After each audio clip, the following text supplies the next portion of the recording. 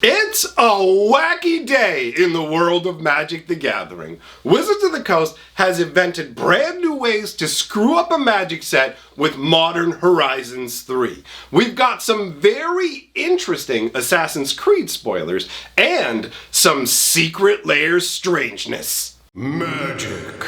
I am a wizard! History. I'm an old wizard! The Magic Historian. My bones hurt. Greetings, owners of fine luxury cardboard rectangles, my friends. I hope the day finds you well because we have gathered for another wondrous installment of Mega Magic News. We've got Modern Horizons 3 screw-ups. We've got secret Lairs shenanigans. We've got new stuff from Assassin's Creed and another little tidbit of Magic news as well. But before we get into that, just want to let you know that I went to the Niagara Falls Comic-Con this weekend, and I did a live stream covering everything that happened, including me getting absolutely hosed. So, if you want to have a good laugh at how badly I got hosed, I will leave a link to that live stream at the end of this video and down in the comment section. That out of the way, let the Magic news commence. We're going to start with the smallest item on the list, which is the update to creature types. You might remember in the past that I let you guys know that Naga was going to be changing to Snake and Viashino was going to be changing to Lizard. Well, that has officially taken place now, which makes it easier for people who want to build Lizard and Snake tribal decks as they have more options, and it leaves people who loved the purity of Viashinos and Nagas being their own thing left shaking their fists at the sky going, "No, Papa, no!" So that is officially changed and there's no going back ever. Moving on to the next item on the list, we are going to talk about the screw-ups with Modern Horizons 3. So the first one I want to talk about are the double-faced cards. We touched on this in a previous video where I said that double-faced cards were being printed with the same face on both cards. I was incorrect about that. How it actually is working is double-faced cards are being printed with the face side of two entirely different cards. So you'll look at it and go, wait, which of these cards is it even supposed to be? The way I was talking, it would have been two copies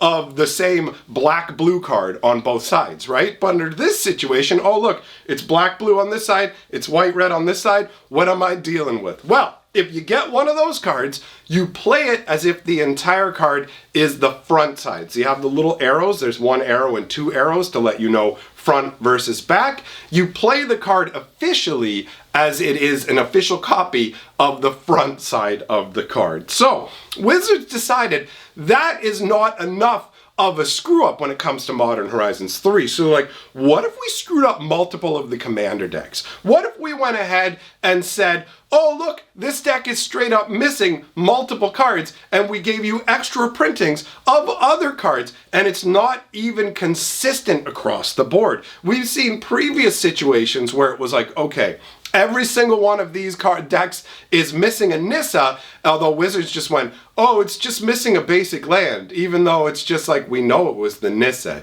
You can't fool us. But every single commander deck had the same issue. Somehow, magically, they found a way to have different commander decks have a different variance in the wrongness. So you can get one you can get one commander deck where all of a sudden you're like, hey, there's one card I'm missing and I got two of these cards. But then you got other people going, I got a 107 card commander deck and I've got two copies of 4 different cards. I don't even know what I'm missing. So Wizards of the Coast running at breakneck speed to make all these products, shoving Commander into everything. We'll slap these Commander decks on to Modern Horizons, and then you end up doing this. It's like, bro, you're saying Commander is the premier thing in Magic now, so shouldn't you be spending the time to make sure the decks are proper, right? Now, you might be thinking to yourself, listen, man, I'm tired of all this Commander nonsense. I'm a regular Magic player. Where are the screw-ups for people like me? Well, I've got good news for you. you. Wizards decided not just to mess up Commander, not just the double face cards. They're like, yo,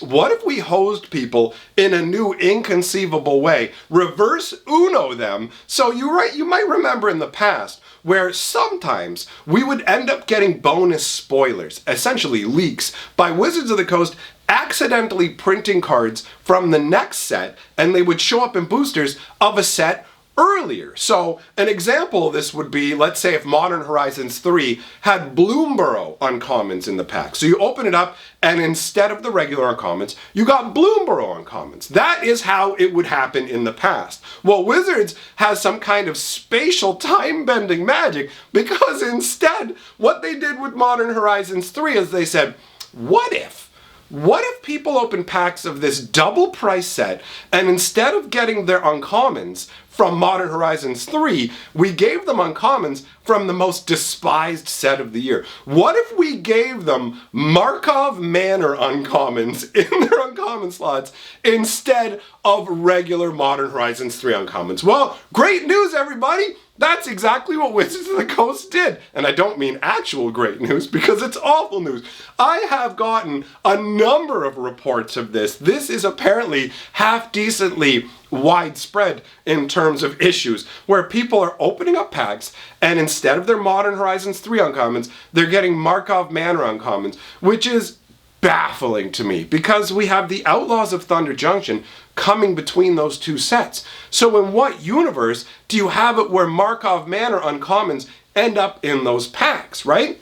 And so you have a situation where this is widespread enough that if you contact Wizards of the Coast and say that it's happened to you, there's a good chance they're going to replace the cards for you, but I don't know exactly how they're going to handle that, and I don't know what's going to stop people who already have a whole bunch of Markov Manor kicking around going, well, I can score a bunch of free Modern Horizons 3 stuff by just take out some Markov Manor uncommons, stick them along with your Modern Horizons 3 cards, snap some pictures, send them off to Wizards and go, yo, you hosed me, bro. What's the deal, right? So you've got that kind of a scenario. Now, let's talk about secret lairs. We're getting something called Not a Wolf Secret Lair. This is based off of essentially a comedic personality who is somebody who masquerades as a wolf pretending to be human, which is a fun concept, but I think it was a bigger concept a few years ago. So it feels very strange to be getting a secret lair based on that. We're also getting the second Miku secret lair, and that has actually been spoiled in its entirety. I understand why Wizards is running out the gates to show that secret lair, because the first Miku secret lair blew the door off, right? People ran in for it, boom, boom, boom. It outsold every other secret lair by a huge margin. It sold out super, super fast in North America in like an hour. In some other regions, it might have taken up to a day, but either way, the Miku secret lair sold like gangbusters. So we have the entire spoilers for that. We're going to look at that, but before we do that, I thought we would talk about the Assassin's Creed cards, because Wizards spoiled a few of those at that IGN event that just happened over the weekend I told you about, and when you look at them, they're actually pretty cool. So I'm going to put them up on the screen now. We're going to start out with Cassandra Eagle Bearer. So this is 1 white, 1 red, and 1 for a 2/2 legendary human assassin warrior. She has haste, so you can swing with her right away. When she enters the battlefield, search your graveyard, hand, and library for a card named the Spear of Leonidas. And don't worry, we actually get to look at that card too. You find the Spear of Leonidas not just from your library, but if you have it in your hand or your graveyard, any one of those counts, and then you get to put it onto the battlefield.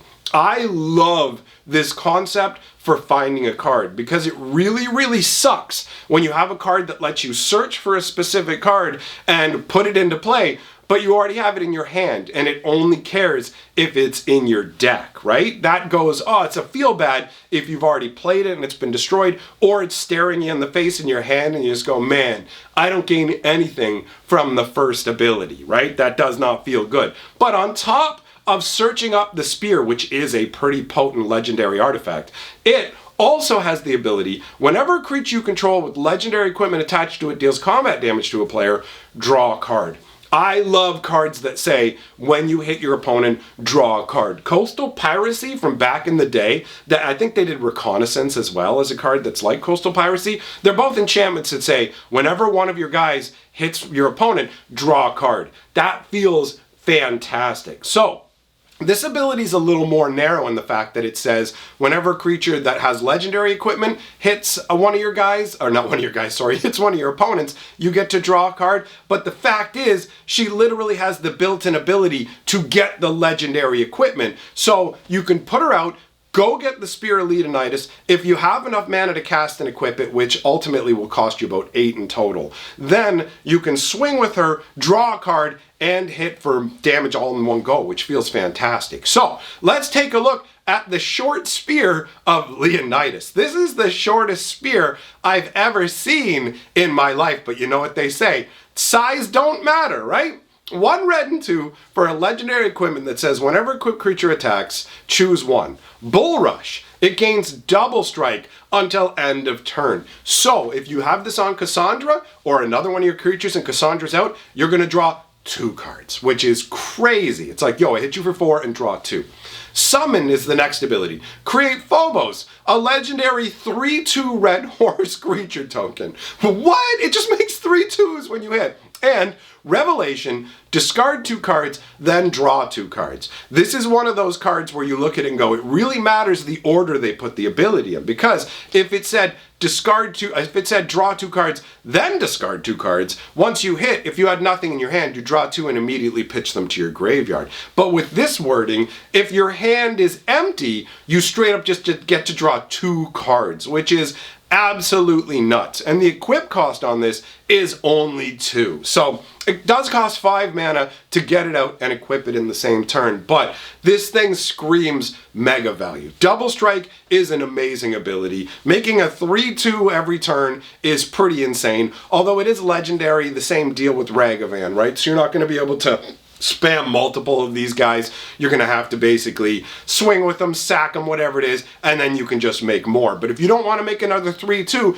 you can either draw more cards or double strike your dude, which feels absolutely amazing. So that rounds out the overall spoilers for Assassin's Creed. Now let's go take a look at the Miku secret lair. We're starting out with a wonky card in the form of Diabolic Tutor. I'm not surprised that Wizards of the Coast isn't going to make all the cards bangers. This is a middle of the road uncommon, and the flavor on it is a bit wonky too. 2 black and 2 for a sorcery that says, search your library for a card, put that card into your hand, then shuffle. The flavor text says, and just as she was singing her final song, Miku's microphone died. So the concept is supposed to be they're around a campfire telling scary tales. I have no idea how that translates into you gaining magical knowledge. In previous artworks, we've seen like arcane snakes teaching you secrets. So it is a bit of a wonky choice for this artwork, and Miku looks pretty goofy in this particular card. The good news is they don't all look like this. After that, we've got Song of Creation, which has a much more fun vibe to it. 1 red, 1 blue, 1 green, and 1 for an enchantment that says you may play an additional land on each of your turns. Whenever you cast a spell, draw 2 cards. At the beginning of your end step, discard your hand. This is one of those cards that gets you super hyped as you read it. You're like, whoa, every turn I can play an extra land? Nice. Anytime I cast a spell, draw 2 cards? Well, there's gotta be some catch. And then you get to the last part and you're like, oh yeah, there is a big catch. I gotta pitch my entire hand. So yeah, you can lay a bunch of lands, well, not a ton every turn, but a second one every turn, cast a bunch of spells, chain them into each other, but you can also just sit there goldfishing going, ooh, I drew a land and now it's hurting. Flavor text says, Miku can make anything and everything with music, especially friends. Friendship, yay! The artwork is bright, bold, and beautiful. Honestly, it's got a really fun vibe to it. And this is literally called Song of Creation. So it fits overall to the fact that she is a little singer lady, and she's got her friends all happy in the background. It's got a really fun vibe. It's pretty bizarre when you look down at the bottom. You realize, yo, this is all pixelated. The flowers are all blurry. At first, I thought it was my eyes for a second, and then I realized, oh no, she's literally bringing this stuff into existence with her song, which is indeed quite magical. And Miku looks good in this one.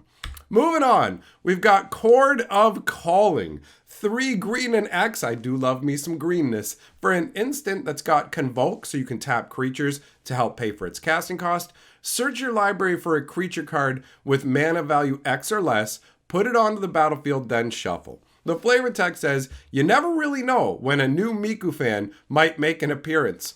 But can we really call the creature in the background a Miku fan? I mean, look at its face. It looks pretty, this is unimpressed giraffe, right? So she's got her microphone held up kind of high, honestly. I feel like it should be closer to her mouth. The magic is flowing out the back of it. And this guy's showing up going, Miku, you look a little bit strange in this artwork. She looks better than she did on the Diabolic Tutor, but ultimately, it's all. I do like that the artwork features a lot of green in it, and the fact that you can tap creatures to help bring something out does kind of tie into the fact that she's there helping to bring it out, right? So that's not a terrible vibe overall, and honestly, I really like Chord of Calling as a card, so not too shabby. Moving on. We've got Sol Ring. This is a 1 cost that we all know taps for 2 colorless for your Eldrazi action.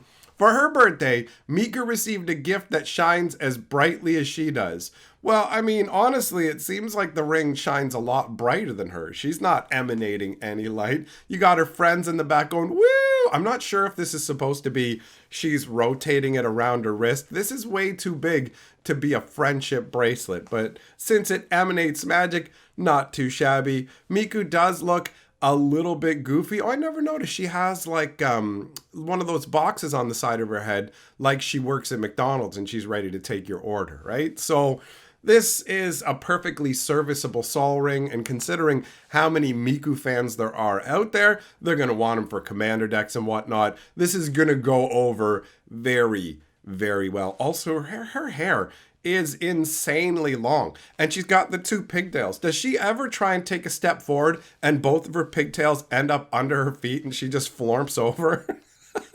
All right, moving on. We've got Thespian Stage. A stage feels like a great choice for Miku. So this is the land that taps for a colorless, or 2 and tap it, becomes a copy of target land, except it has this ability. And you can feel the energy concept of the flavor text where all these fans are chanting, Miku, Miku. I think this is the first artwork in Magic's history that features a whole bunch of glow sticks, right? Because if you look down in the text area, you can see there are hundreds and hundreds of people there. Miku's on the stage with this lotus kind of setup in the background, which is pretty sweet. That's a nice nod to Magic. And then you've got her face framed in the middle, but she's actually smaller on the stage, and her hair is flowing up almost into Bolas horns. Wait a minute. Did Nicol Bolas escape and it's masquerading as Miku? Is that how this is all going to tie together in the world's flavor? So, oh, and there's a moon descending at the top. That's pretty funky. It definitely looks like a concert. There's no disputing that, right? And Thespian Stage is a pretty cool card. Being able to copy lands, not too shabby. Then we've got Miku Child of Song. This is my favorite artwork out of all of them. This looks amazing. So 1 of every color to cast. 6/6. So this is Child of Alara. If you didn't know, you can see it right there up in the top. 6/6 trample.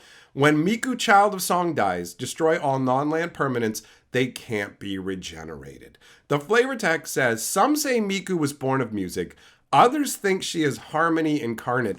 Honestly, when you look at this one, this really fits as a Magic card. It doesn't have any elements whatsoever that speak to the technology that she is built of or utilizes, right? You could just go, this is some sort of ethereal enchantress, some sort of magical songstress who literally can wipe out all of existence, right? So it's like, oh wow, she is essentially the avatar of everything, and when she goes, ultimate obliteration. And she looks really pretty in this artwork, right? The dress that's flowing around her, the fact that she's suspended in the cosmos, the crystalline note that is floating out of her, like for real. If I didn't know who Miku was and you showed me just this card, it would absolutely work as a Magic the Gathering card. So this gets the biggest thumbs up from me. And this one I could actually see putting into my cube because honestly, the normal Child of Alar artwork is gross. Who wants a big gormpy baby? This is this is genuinely cooler than the original Child of Alara. And again, she does look really nice. There's also the contrast of the idea of this delicate girl who essentially can wipe out all of existence, right? The level of power that entails has a really cool contrast to it. So I vibe on this one. Then that's all the Miku cards. So if you want to see the stream where I got absolutely hosed by going to Comic-Con, the link will be up here on the screen. Thanks for coming and hanging out, my friends. I will see you all for the next video. Big shout out to all of my patrons for supporting my channel. You guys rule. Goodbye for now.